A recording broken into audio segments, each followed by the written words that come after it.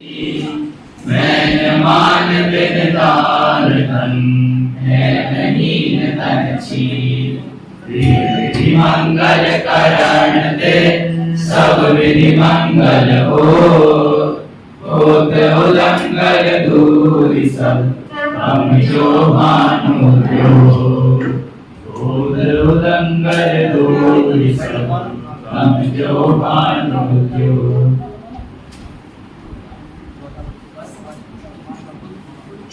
स्थान विवेचन में कल अपन ने भूमि का स्वरूप कुछ विषय देखने का प्रयास किया।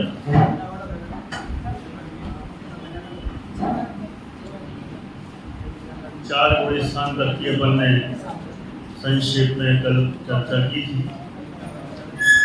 आज अपन को आगे बढ़ना है। उसके पूर्व में संक्षेप में आप लोगों से कल जो विषय चला था वो मैं पूछना चाहता हूँ, जिससे पता चले कि आप लोगों को विषय समझ में आया कि नहीं आया। सबसे पहला प्रश्न है, दूसरा गुण स्थान कैसे बनता है, तो उसकी पूरी प्रक्रिया बताना है। ये जितने हाथ ऊपर कर रहे हैं संभावित मुझे लग रहे हैं स्मारक के। कोटा और बांसवाड़ा वालों में से कोई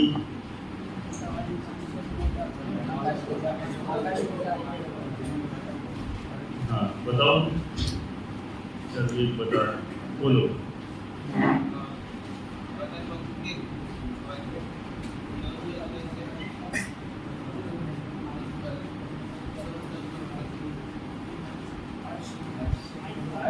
माइक दो जरा।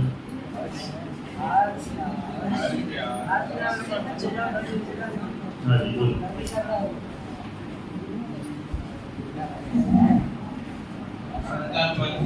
बहुत माया लोभ से उदय से दूसरे मतलब उत्पन्न होता है। इन्होंने इतना बताया कि अनंत अनुबंधी क्रोध मान माया लोभ में से किसी एक के उदय से दूसरा गुण स्थान उत्पन्न होता है। ये तो बताया, लेकिन मैंने पूछा था उसकी पूरी प्रक्रिया। ये बात सही है तो फिर कोटा वालों में से कोई हाँ बोलो।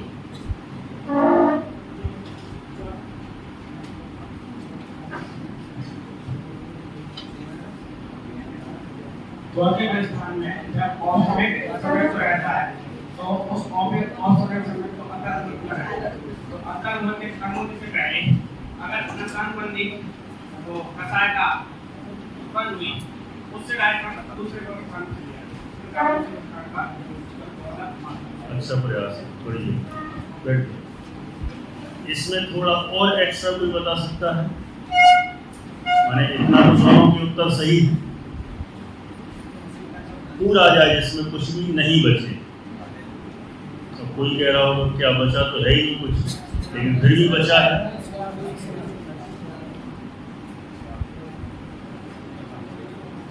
माइक कहाँ इस तरफ है ना, चलो इनको चश्मे वाले क्या नाम है?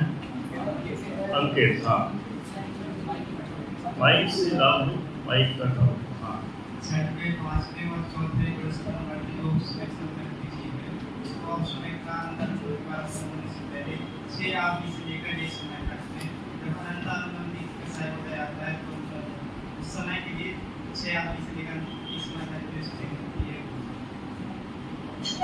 इन्होंने थोड़ा ज़्यादा ही गहरा बता दिया, कोई बात नहीं, सही है। और कोई हाँ इसमें थोड़ा सा अलग बोलो, क्या नाम है? नाम ही बता देना। आप जाओ। हाँ बताओ अपने हिसाब से। माइक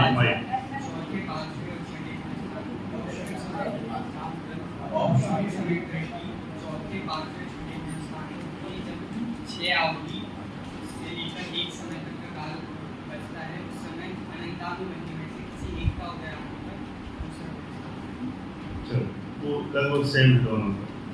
इससे अलग बताओ। हाँ कोई बात नहीं, थोड़ा सा चेंज करके बोल सकते हैं। पहले अपना नाम बता दो। कृणाल।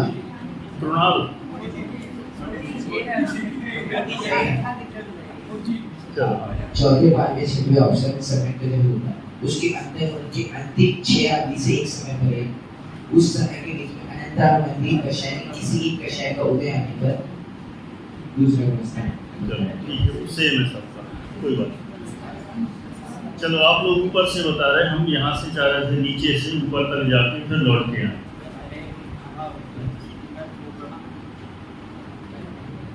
यहाँ पे नहीं दिखा रहा, हाँ ये देखो ये वाला देखिए क्लियर है। इससे पिक्चर को देख के ख्याल में आता है कोई यहाँ से ऊपर सम्यक रूपी पर्वत पर गया। कौन से सम्यक के ऊपर? सम्यक के ऊपर। और समय सम्यक प्राप्ति किया, और औपसमिक सम्यक का काल कितना है? अंतर्मुहूर्त में से अंतर्मुहूर्त पूरा कंप्लीट होने के पहले ही किसका उदय आ जाए? अनंतानुबंधी में से किसी। थोड़ा लाड़ प्यार से मत बोलना, मैं सब समझता हूँ, अच्छे से बोलना तो मजा आएगा। ज्यादा जिसको बुंदेलखंडी में लड़याना नहीं। हाँ कोई झूमने लग जाते हैं, वो लोग सब चलता है, मजा मस्ती चलेगी थोड़ी बहुत, लेकिन ज्यादा नहीं करना।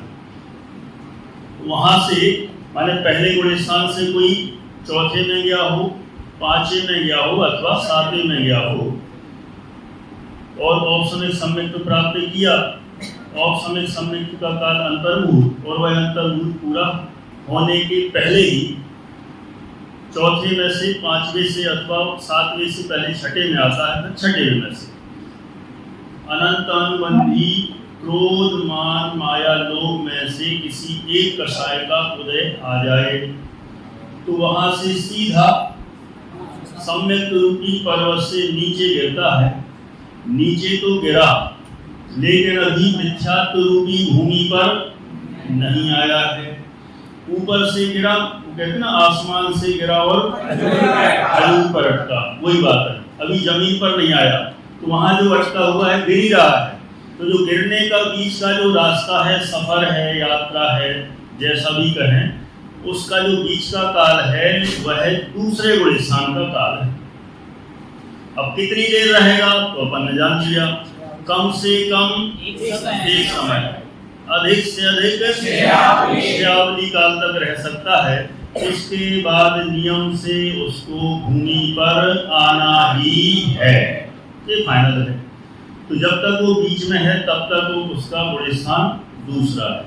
अब इसमें कोई ऐसा कह सकता है कि जिस जगह पर वो गिरा हुआ है ऊपर से, तो वही जगह बस का दूसरा गुण स्थान है कि उसके ऊपर और नीचे का भी हो सकता है, ऊपर नीचे का जहां पर है वहां से बस जितना भी गिरता गया और गिरता गिरता गया मिथ्यात्व की भूमि के जस्ट ऊपर तक हो, तब तक वह पूरा का पूरा दूसरा गुण स्थान जानना चाहिए।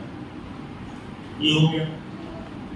अब इसके बाद अगला प्रश्न, मान लो औपसमिक सम्यक का काल पूरा हो गया, अभी तो इतना था कि पूरा नहीं हो, अब मान लो पूरा हो गया कंप्लीट, तब क्या स्थिति बनती है वो बताना है।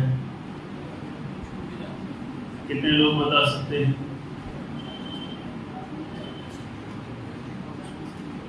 6-7 लोग हाथ क्यों उठा रहे? कल तो इतना दोहराया था बार बार। या तो पता है, बताने में संकोच कर रहे हो, संकोच करने की जरूरत है नहीं।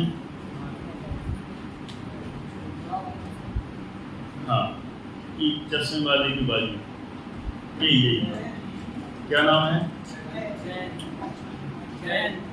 जयंत। मैंने सुना जय हिंद। चलो जयंत बोलो।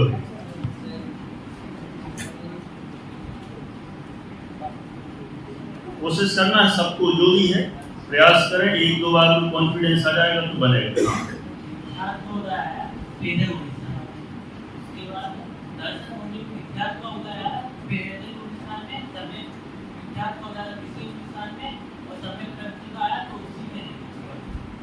ठीक है, बहुत अच्छा प्रयास किया। और किसी को बताना है, थोड़ा सा इसमें चेंज करते हुए। सही है उत्तर? हाँ बोलिए, नाम बताओ पहले। चेतन जैन, बोलो। हाँ,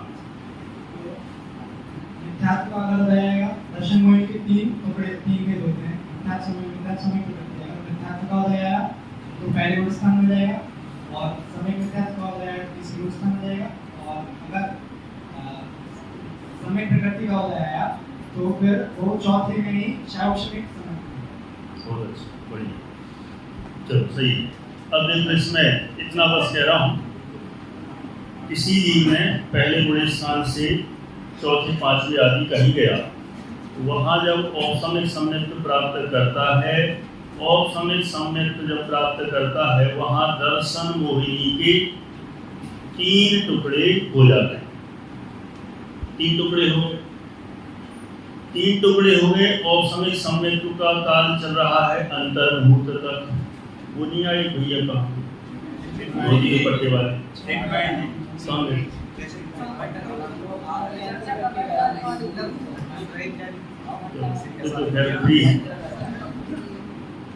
औपसमिक सम्यक्त्व अंतर मुहूर्त तक रहेंगे, और औपसमिक सम्यक्त्व का काल पूरा हो उतने में फिर नियम से तीन ऑप्शन है, या तो मिथ्यात्व का उदय आएगा, या सम्यक मिथ्यात्व का उदय आएगा, अथवा सम्यक प्रकृति का उदय आएगा। इन तीन में से किसी एक का उदय नियम से आएगा ही।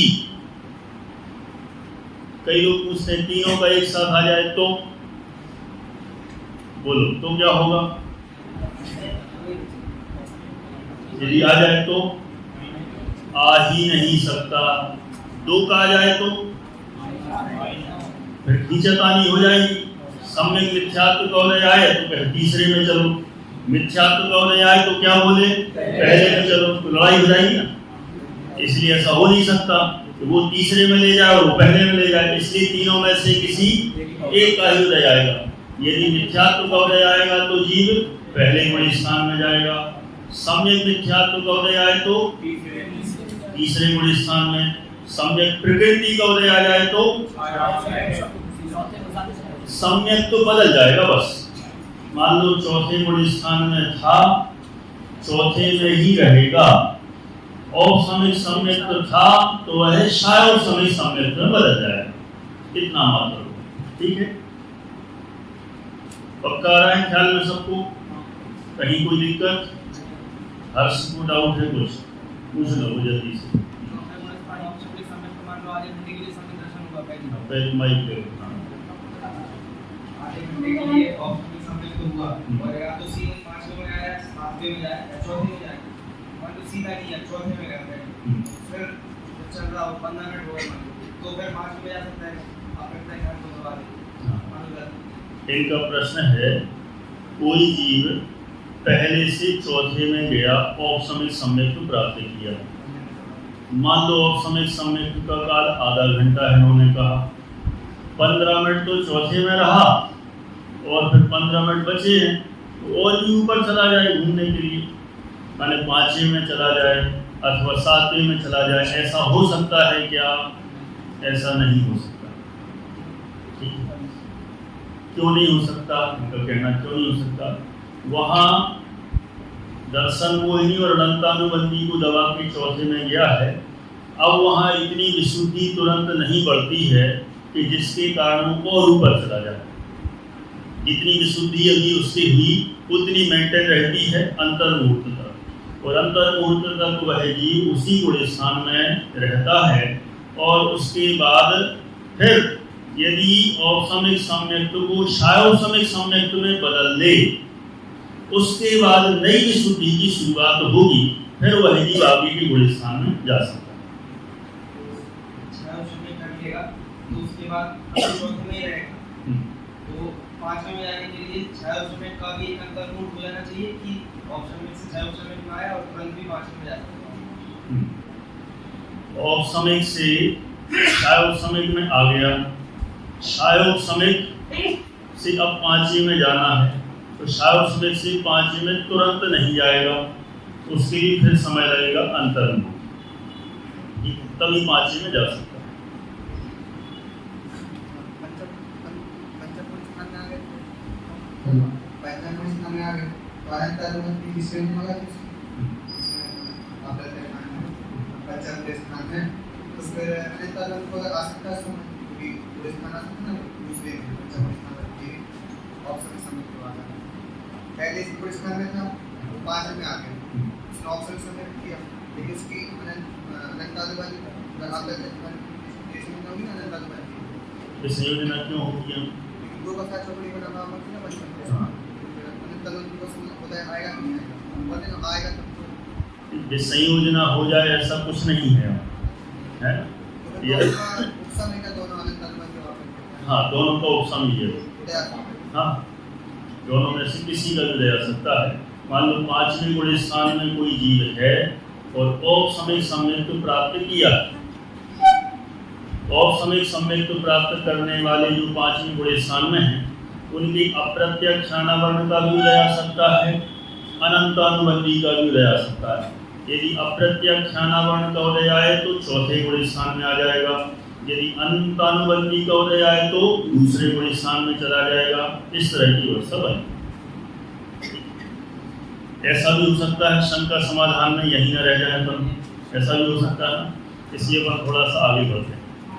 मुझे पता है आप लोगों की जिज्ञासा बहुत होती है और जिज्ञासु लोग ही बहुत अच्छा स्वाध्याय करते हैं, करना भी चाहिए, लेकिन जो कई लोग ऐसा भी सोचते हैं कि तो इनकी शंकाओं का समाधान हो रहा है, आगे तो बढ़ ही नहीं रहे हैं, तो थोड़ा आगे भी बढ़ेंगे और शंका समाधान भी चलता रहेगा।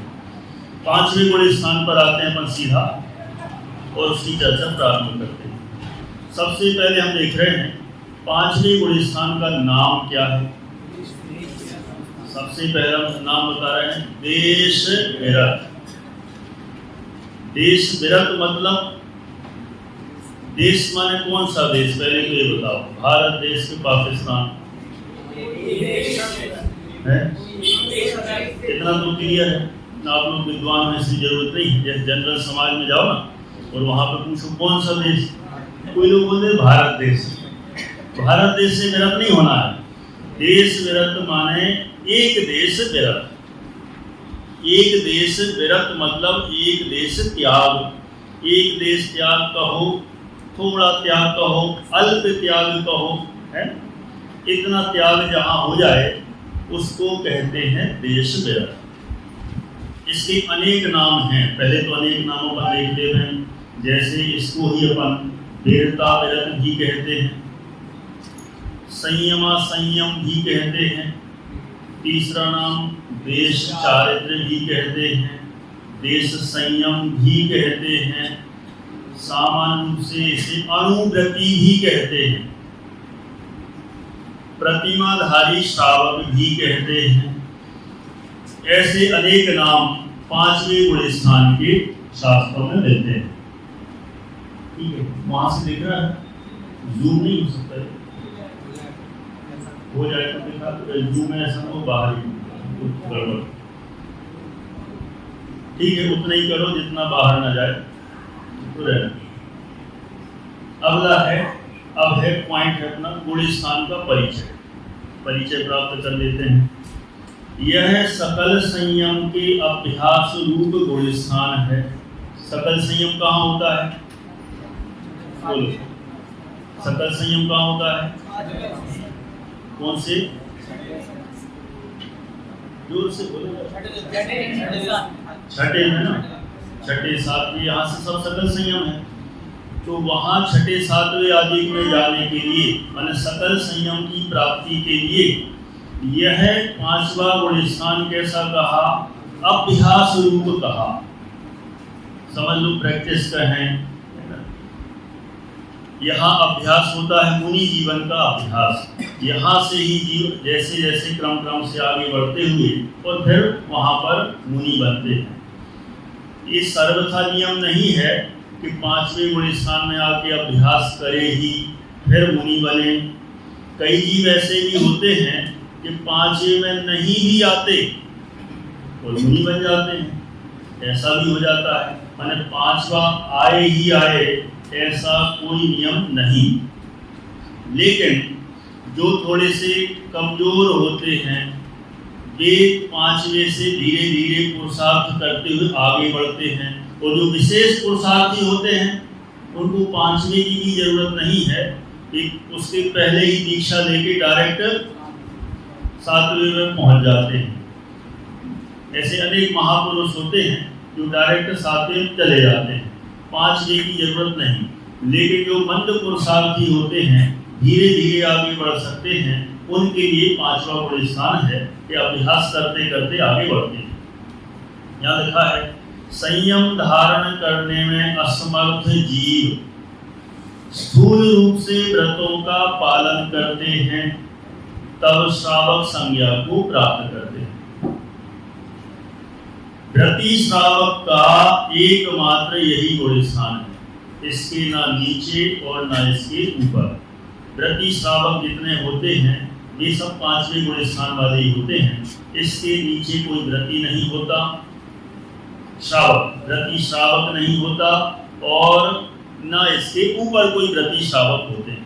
मात्र 5वां एकमात्र गुण स्थान है जहां व्रती श्रावक होते हैं। कोई ऐसा भी सोच सकता है कि कोई पहले गुण स्थान में व्रत ले ले तो वो व्रती श्रावक नहीं कहलाएगा। वो उपचार से भले ही कह दो कि पहले गुण स्थान में किसी ने व्रत ले लिए हों तो वह उपचार से व्रती कहलाता है। वास्तव में तो व्रती श्रावक 5वें गुण स्थान वाले ही होते हैं, ना उसके नीचे और ना उसके ऊपर। यह गुण स्थान 2 गतियों में पाया जाता है। कौन सी 2 गति? मनुष्य गति और तिर्यंच गति।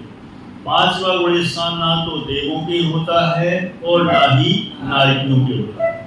देव और नारियों में 4 ही गुण स्थान होते हैं, पहले से चौथा। मनुष्य तिर्यंचों में 5वां गुण स्थान है, और 5वां तिर्यंचों में लास्ट है। मनुष्यों में तो 5वां और उसके ऊपर पूरे 14 गुण स्थान हो सकते हैं। ये इतना गुण स्थान का परिचय है। अब इसके बाद अपन गुण स्थान का सामान्य अर्थ देखते हैं, जो 5वें गुण स्थान का नाम बोले। इनका प्रश्न है कि तिर्यंच में 5वां गुण स्थान कैसे बन सकता है। तिर्यंचों में 5वां गुण स्थान होने के लिए 2 कषाय चौकड़ी का अभाव चाहिए, और 2 कषाय चौकड़ी का अभाव तिर्यंचों के भी हो सकता है। इस दृष्टि से उनके 5वां गुण स्थान बन जाता है।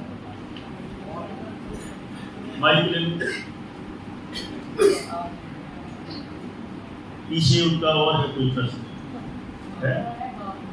देखो थोड़ा सा, हाँ, उसके बाद आपका नंबर आ जाएगा। हाँ,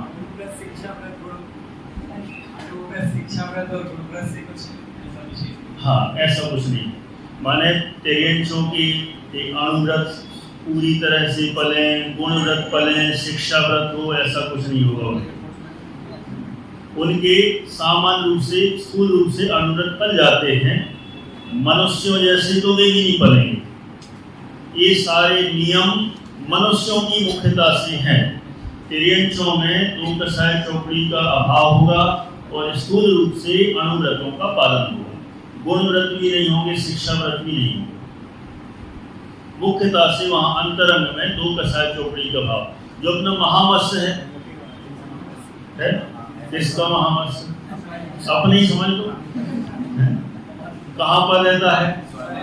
स्वयं रमण समुद्र में। उसका भी 5वां गुण स्थान हो जाता है। तो 5वां गुण स्थान हुआ तो फिर वो 5वें गुण स्थान के योग्य गुणव्रत, शिक्षा व्रत आदि का पालन कैसे करेगा? अणुव्रत भी हो जाते हैं, वो भी बहुत स्थूल रूप से। अब उसके भी अणुव्रतों में 5 पापों का एक त्याग होगा। जितना वहां भूमिका अनुसार हो सकता है उतना करता है। मनुष्यों जैसा तो वो बिल्कुल नहीं कर सकता। ठीक, अंतरंग में लेकिन 2 कषाय चौकड़ी का भाव जैसे मनुष्यों के होता है वैसे तिर्यंचों के भी हो जाता है। चलो ठीक, हाँ, जैसे 6वें 7वें गुण स्थान के अभ्यास को 5वां गुण स्थान कहा है कि उसमें अभ्यास करते हैं, तो मिथ्या दृष्टि के लिए भी कह सकते थे कि दूसरा मतलब कोई एक नया गुण स्थान दे देते गति मिथ्या दृष्टि, इसमें जो मिथ्या दृष्टि जो व्रत पाल रहा है उनके लिए गुण स्थान हो जाता था, तो उसका अनुरूप हो सकता था। और फिर मिथ्या दृष्टि मतलब कोई बात नहीं, दे दो। इनका प्रश्न है, प्रश्न सुनना। इनका कहना है कि जैसे सकल संयम के लिए 5वां गुण स्थान अभ्यास रूप है, ओके, ऐसे ही गति श्रावक बनने के लिए पहला गुण स्थान की हम अभ्यास रूप पहले में कोई नया गुण स्थान बना दें कि जो अभ्यास रूप हो जाए, तो बना दो ना। पहले गुण स्थान के भी असंख्यात भेद हैं, उनमें एक अपना नाम वाला भी जोड़, कोई दिक्कत नहीं है, उसमें ये नाम भी बन जाएगा, कोई बात नहीं। ओके, चलो और कुछ आगे बढ़े। अब अपन देश विरत का सामान्य अर्थ देख रहे हैं। देश विरत, इसका अर्थ देखें। देश प्लस व्रत, इन दो शब्दों से मिलकर देश व्रत बना है। देश का अर्थ है अणुरूप, अथवा कहें स्थूल रूप, अथवा कहें आंशिक रूप, और विरत का अर्थ होता है त्याग, माने आंशिक त्याग, अल्प त्याग, किंचित त्याग, न्यून त्याग, लिटिल, इंग्लिश में जिसको समझ में आता हो है, ठीक है, थोड़ा सा त्याग, उसको कहेंगे। ये देखो बुंदेलखंड वालों की आवाज आई, तनस्सो त्याग। हाँ, तनस्सो ही चलेगा, उसमें क्या है, तो उतना त्याग उसको कहेंगे देश विरत, बस। लेकिन एक त्याग किसका, ये भी समझ लो। कई लोग सोचते हैं ये थोड़ा सा त्याग का मतलब, थोड़ा सा त्याग माना थोड़े से आलू प्याज त्याग दिए, रात्रि भोजन त्याग दिए, ये त्याग, यहाँ इसकी बात नहीं है। तो फिर किसकी बात, 5 पापों का थोड़ा त्याग, एक देश त्याग, अथवा कहें 5 पापों का स्थूल त्याग। 5 पापों में त्याग यदि कहें तो 2 प्रकार के पाप होते हैं, एक स्थूल पाप, एक सूक्ष्म पाप। तो व्रती श्रावक के स्थूल 5 पापों का त्याग होता है, और जो मुनिराज होते हैं उनके स्थूल और सूक्ष्म 5 पापों का त्याग होता है। तो यहाँ स्थूल रूप से 5 पापों का भी त्याग कर देते हैं, इसलिए उनको देश व्रत कहा जाता है। ओके, ये तो हो गया शब्दार्थ सामान्य। अब अपन लक्षण देखते हैं। लक्षण अपन यहाँ लिखा हुआ है, प्रत्याख्यानावरण कषाय के उदय से पूर्ण संयम भाव प्रकट न होने पर भी अप्रत्याख्यानावरण कषाय के अनुदय से 5 पापों के त्याग रूप एक देश व्रत होते हैं, उसे देश व्रत गुणस्थान कहते हैं। फिर से देखना भाई एक चीज का, प्रत्यक्षानावरण कषाय के उदय से, अपन ने देखा था 5वां गुणस्थान कौन सी कषाय के उदय से, प्रत्यक्षानावरण कषाय के उदय से, वही लिखा गया प्रत्यक्षानावरण कषाय के उदय से।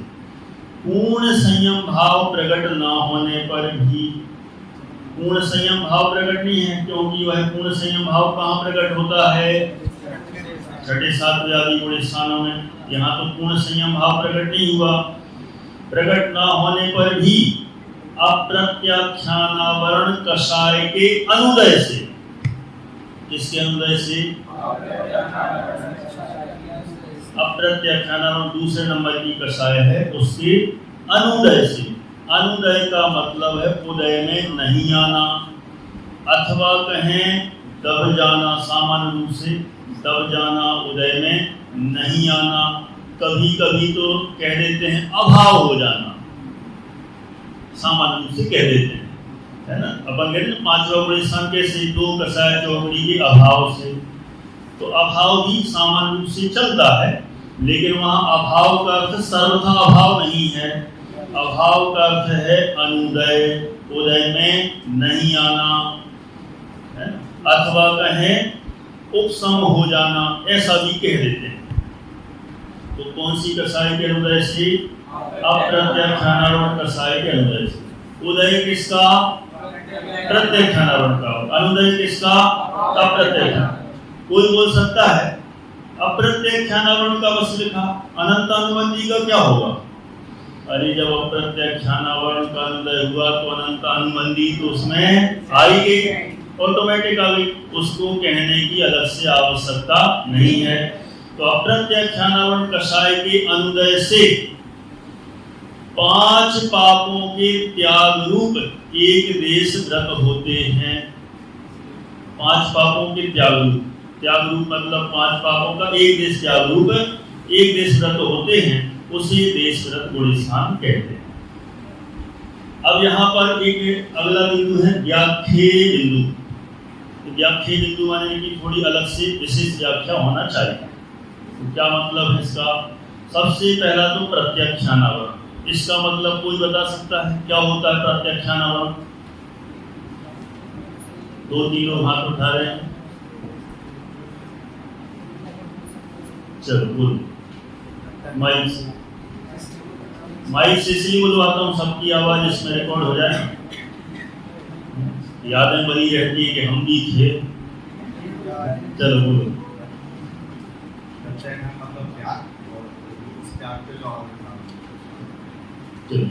इन्होंने कहा प्रत्यक्षान मतलब त्याग, और उस पर जो आवरण डाले उसे कहते हैं प्रत्यक्षानावरण। क्या एक खुलासा मत करो, फंस जाओगे, अभी उतना ही बहुत है। नहीं अभी सही बोला। प्रत्यक्षान मतलब त्याग और आवरण मतलब उसको आवरण करे, माने त्याग को आवरित करे। त्याग पर आवरण डाले माने त्याग ना होने दे, अथवा कहें पूरा त्याग ना होने दे। यहाँ क्या कहेंगे? त्याग मतलब पूरा त्याग ना होने दे। तो पूरा त्याग ना होने दे का मतलब है हुआ थोड़ा बहुत तो हो सकता है ना। फिर से बोलता हूं, सुनना ध्यान से। प्रत्यक्षान मतलब त्याग, त्याग मतलब पूरा त्याग, और उस पर आवरण डाले माने पूरा त्याग ना होने दे। इसका मतलब क्या हुआ गौतम गणधर? प्रत्यक्षानावरण तो हुआ, माने पूरा त्याग ना होने दे का मतलब इसमें से एक चांस निकलता है। क्या निकलता है? थोड़ा बहुत तो त्याग हो सकता है ना। इसका मतलब पूरा त्याग नहीं होने देगी, लेकिन थोड़ा बहुत तो त्याग हो सकता है। तो थोड़ा बहुत त्याग कहां से हो सकता है? दूसरा पॉइंट, अप्रत्यक्षानावरण कसाय कर्म के अनुदय से। अप्रत्यक्षानावरण कसाय के अनुदय से माने ये नीचे वाली कसाय थोड़ा सा त्याग कराएगी और वो पूरा त्याग नहीं करने देगी। बीच का बैलेंस बन गया ना। फिर से बोलता हूं, प्रत्यक्षानावरण कसाय तो पूरा त्याग नहीं होने देगी, है?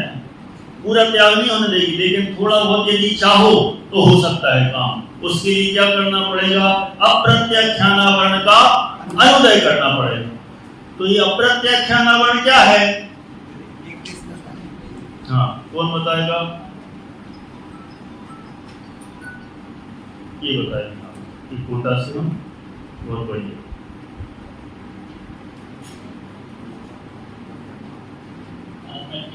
मतलब जो किंचित भी त्याग पर आवरण डाले, जो जरा सा भी त्याग न कर दे, उसे अप्रत्यक्ष। बढ़िया, बोलो। अमाने किंचित, अमाने जो हर जगह आकार्थ अलग अलग हो सकता है। कहीं आकार्थ नहीं होता है, कहीं आकार्थ किंचित होता है। तो यहाँ आकार्थ है किंचित, आकार्थ किंचित। और प्रत्यक्षान मतलब त्याग, किंचित त्याग, और किंचित त्याग पर ही जो आवरण डाले उसे कहते हैं अप्रत्यक्षानावरण। लेकिन अपन जो किंचित त्याग पर आवरण डाल रही थी ना एक कसाय, उसको अपन ने क्या कर दिया? क्या कर दिया? दबा दिया, ऐसा कहो। उसको उदय में आने नहीं दिया, अनुदय हो गया। अनुदय हुआ तो इसके कारण से कुछ त्याग हो गया, और ऊपर वाली जो कसाय थी वो भी छूट दे रही थी। क्या छूट दे रही थी? पूरा त्याग नहीं होने देंगे, लेकिन हाँ थोड़ा चाहो तो कर सकते हो, और थोड़ा त्याग अप्रत्याख्यान वर्ण के अनुदय से हो सकता है। तो यहाँ पर दो कसाएं काम कर रही हैं। प्रत्याख्यान वर्ण का तो हो रहा है उदय, और अप्रत्याख्यान वर्ण का हो रहा है अनुदय।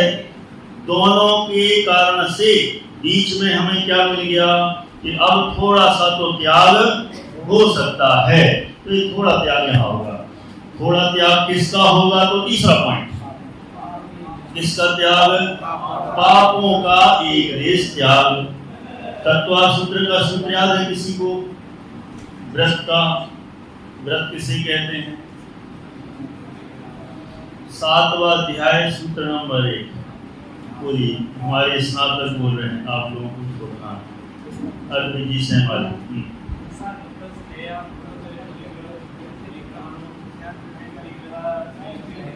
चलो ठीक है, एक शब्द इधर उधर हुआ।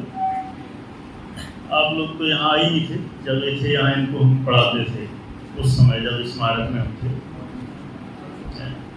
बढ़िया। क्या सूत्र है? हिंसा नृतस्तेया ब्रह्म परिग्रहेभ्यो व्रतम। याद है? किसको याद है? बस 4-5 ऐसा लॉकडाउन का प्रभाव है। नहीं तो सबको याद होते, कैसे पाठ चल रहा होता, इसलिए लोगों ने याद नहीं कर पाए। तो अभी पूरा वसूल कर लो जितना बने, है ना, क्योंकि 2 साल 1.5 साल तो अपने सब खराब हुए, तो वो याद नहीं हो पाए। हिंसा नृतस्तेया ब्रह्म परिग्रहेभ्यो व्रतम। हिंसा अनृत, अनृत माने झूठ, फिर स्ते माने चोरी, है ना, और फिर चौथा ब्रह्मचर्य, और 5वां है परिग्रह। इन वहां लगे अब ब्रह्मचर्य। इन 5 पापों का एक देश त्याग, इसको सरल भाषा में कहें हिंसा, झूठ, चोरी, कुशील, परिग्रह, ये सबको पता रहते हैं। वो अनृत, स्ते, कठिन कठिन से लगे 5 पापों का एक देश त्याग, उसको क्या कहेंगे?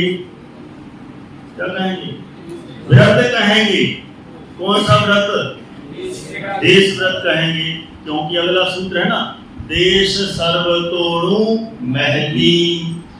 एक देश त्याग हो तो अणुव्रत, और पूरा त्याग हो तो महाव्रत। तो यहाँ पर 5 पापों का कितना त्याग है? एक देश त्याग है। तो एक देश त्याग होने से यहाँ पर अणुव्रत कहा जाएगा। परिभाषा में कोई डाउट? फिर से देखो परिभाषा एकदम पक्की हो जाए, फिर आगे बढ़ते हैं। क्या लिखा? प्रत्याख्यान वर्ण कषाय के उदय से। ये तो हो गया। अब ये पूरी पढ़ते हैं और फिर मैं पूछता हूँ कितने लोग बता सकते हैं। ठीक है, माइंड मेकअप कर लेना, प्रयास करें कि 90% लोग आंसर दे सकें। ओके, प्रत्याख्यान वर्ण कषाय के उदय से। उदय हो गया इसका, प्रत्याख्यान वर्ण कषाय के उदय से। पूर्ण संयम भाव प्रकट ना होने पर भी, ये दूसरा पॉइंट हो गया। पूर्ण संयम भाव प्रकट नहीं होगा। क्यों नहीं होगा? प्रत्याख्यान वर्ण कषाय का उदय है इसलिए, पर भी। लेकिन अप्रत्याख्यान वर्ण कषाय के अनुदय से, तीसरा पॉइंट अप्रत्याख्यान वर्ण कषाय का अनुदय हो गया। उससे क्या होना है? 5 पापों के त्याग रूप एक देश व्रत होते हैं, उसे देश व्रत को स्नान कहते। चलो, कितने लोग बता सकते हैं? ये तो 70% रिजल्ट आया, 90% नहीं पहुंचा। चलो, लेकिन बहुत लोग प्रयास कर रहे हैं। एक साथ बोल दो फिर।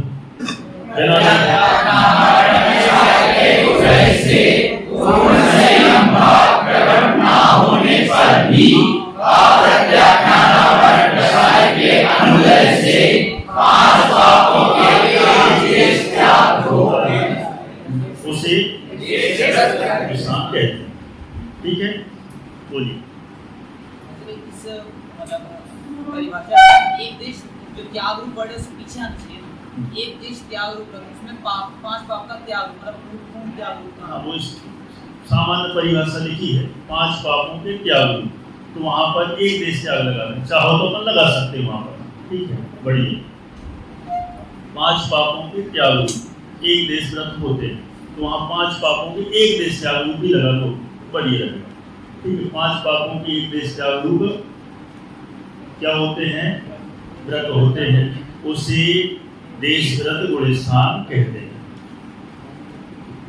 अभी तो इसमें बहुत चेंज हो गया है, आप लोगों के सामने आएगा, तो ये आप लोग पढ़ने लग गए, मुझे लगता है, मैंने सुना है, मन जी बता रहे हैं। ये सबका पूरा और डिटेल विस्तार पूरे ग्रंथों के प्रमाण सहित अब कितने दिन और लग जाए तो सब आपके सामने आ जाएगा, तो फिर और दिक्कत नहीं होगी।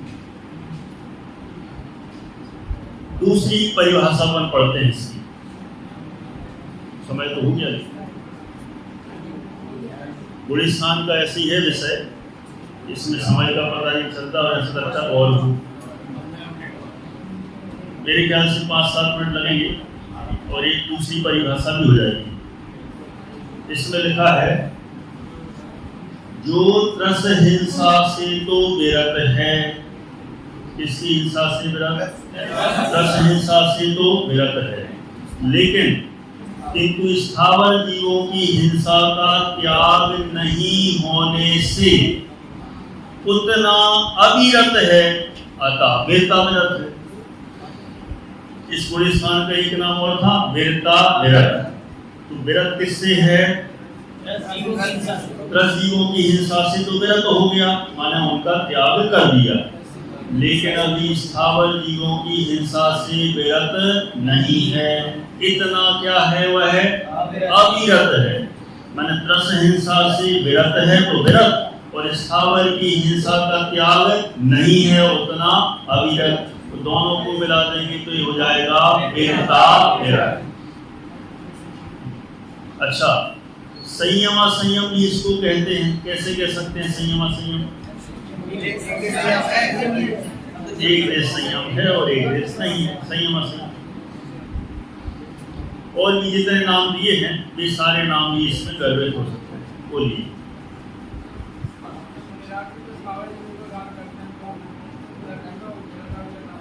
हाँ, इनका प्रश्न है कि मुनिराजों के द्वारा भी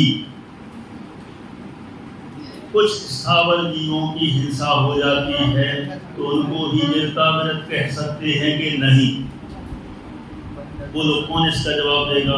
प्रश्न बहुत अच्छा है, बोलो। क्या नाम? आ जाओ,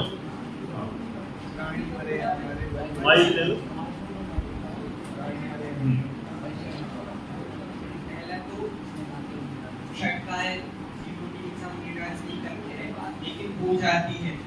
प्राणी मरे या ना मरे, मजा आए ना। बहुत बढ़िया, बिल्कुल यही जवाब मैं देने वाला था, तुमने दिया, हमारा समय बच गया। धन्यवाद। प्राणी मरे या ना मरे, हिंसा अयत्नाचार से तब बंद होता है नहीं, जब रहे यत्नाचार से। वहाँ यत्नाचार प्रवृत्ति होती है तो प्राणी कदाचित मर भी जाए तो उनको उसकी हिंसा से बंध नहीं होता। यत्नाचार प्रवृत्ति है, इसलिए उनके स्थावर जीवों की हिंसा हो जाने पर, स्थावर तो छोड़ो, त्रस जीवों की हिंसा भी हो जाने पर उनके उस हिंसा का पाप नहीं होता, उससे वे अविरत नाम नहीं पाएंगे।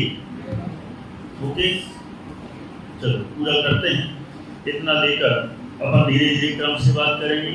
आप लोगों के जैसे कोई प्रश्न होते हो ना, तो वो बीच बीच में लेते जाएंगे, जिससे भले एक गुण स्थान हो तो एक सही, और ज़्यादा हो जाए तो ज़्यादा सही, लेकिन जितना हो उतना अच्छा हो पक्का। ठीक है, कोई द्वार सामयी जिनवाणी।